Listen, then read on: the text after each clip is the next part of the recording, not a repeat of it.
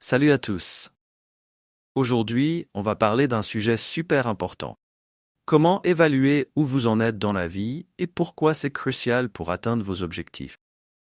La plupart des gens n'osent jamais vraiment se poser cette question. Et pourtant, c'est essentiel. Pour savoir où vous voulez aller, il faut d'abord comprendre où vous en êtes. Si vous ne le faites pas, comment pouvez-vous espérer obtenir ce que vous voulez vraiment de la vie?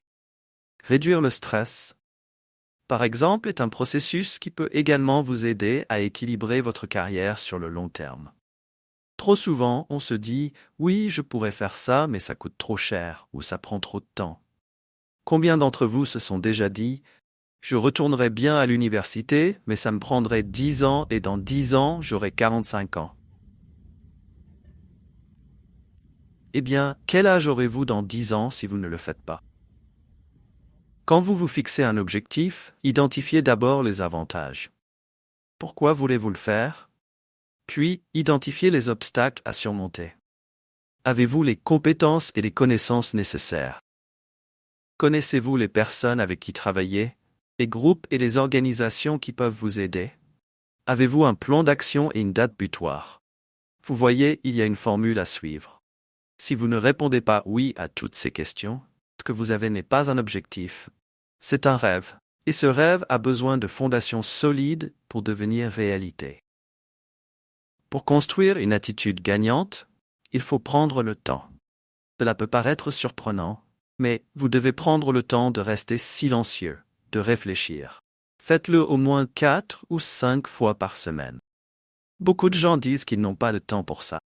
Mais laissez-moi vous expliquer comment vous pouvez créer 3 heures supplémentaires chaque jour. Saviez-vous que plus de 70% du temps passé à regarder la télévision est consacré à des choses qui ne vous intéressent pas vraiment?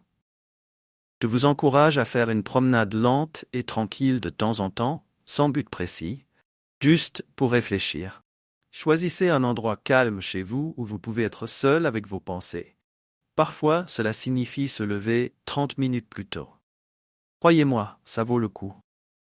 Chaque fois que je prends ce temps pour moi-même, je passe une journée extraordinaire. Je planifie ma journée, je pense à toutes les choses pour lesquelles je suis enthousiaste, et ça renouvelle vraiment mon énergie. Maintenant, je ne vais pas vous mentir. Rester assis en silence, pendant 20 à 30 minutes peut être difficile. Vous penserez à 1000 choses que vous devez faire. Mais résistez à cette tentation. Prenez ce temps pour réfléchir calmement. Vous savez, 90% des visites chez le médecin sont directement ou indirectement liées au stress. C'est énorme. Alors, prenez ce temps pour vous. Souriez, respirez et voyez la différence que ça fait. Et pour finir, laissez-moi vous raconter une histoire inspirante. Connaissez-vous Howard Hill? Il était l'un des meilleurs archers du monde. Il a participé à 287 tournois de tir à l'arc et a remporté la première place 287 fois. C'était un vrai champion. Mais même lui avait besoin de se préparer et de se concentrer. Il ne se reposait pas sur ses lauriers. Imaginez cela. Howard Hill, à 50 pieds de distance, fendant une flèche en plein centre de la cible. Ensuite, il prenait une autre flèche et fendait la première en deux. Incroyable, non? Il a même tué un buffle du Cap avec un arc et des flèches, l'un des gibiers les plus difficiles à abattre. Il a abattu un tigre du Bengale et même un requin de 15 pieds dans moins de 18 pieds d'eau. Alors, soyez comme Howard Hill. Préparez-vous, fixez-vous des objectifs clairs et travaillez dur pour les atteindre. Vous ne pouvez pas atteindre une cible que vous ne voyez pas. Alors définissez votre cible et allez-y. Merci d'avoir regardé. Si vous avez aimé cette vidéo, n'oubliez pas de liker et de vous abonner pour plus de contenu motivant. À bientôt.